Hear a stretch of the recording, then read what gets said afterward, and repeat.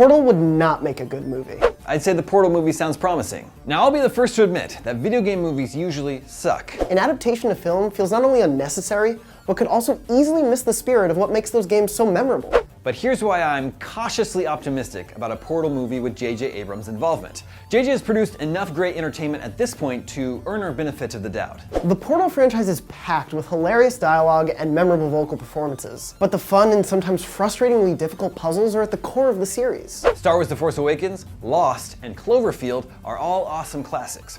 His sweet spot is a story with a bit of mystery, and that's Portal exactly. Watching an actor on screen manipulate the world with a portal gun could be inventive with the right director, but it removes the viewer from the continually fun, puzzle-solving process. The player is kept in the dark as often as possible in those games, and even after completing them, many unanswered questions remain. There's a lot of interesting fiction there, and it's really what JJ enjoys digging into. Chell, the protagonist of the games, is essentially a cipher who allows players to feel like they themselves are the rats trapped in GLaDOS' maze. No matter how great a performance an actor would bring to this or a similar role, there will still be some disconnect in watching, rather than actually being someone trapped inside Aperture. Now, one of the major reasons video game movies don't work is because they're cynically greenlit, written, directed by, and star people who don't know anything about the source material or don't care. But JJ says he is a fan of both Portal and Half-Life, and that they're in talks with writers that are rabid fans as well. Again, JJ's earned my trust, so I choose to believe him. The difficulties in translating Portal's narrative to the big screen don't stop with Chell, though.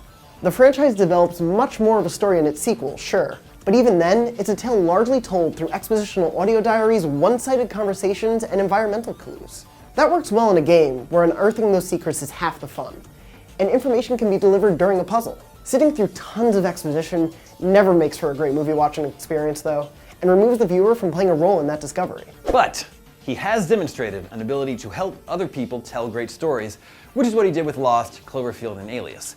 And don't forget, the guy who made that really cool Portal fan film, Dan Trachtenberg, was who JJ ultimately picked to direct 10 Cloverfield Lane. As long as JJ's a real fan, he's hiring real fans to write and direct, and he's working closely with Valve, I'd say the Portal movie sounds promising. I would love for a film to take some of Portal's core concepts and put them to a movie.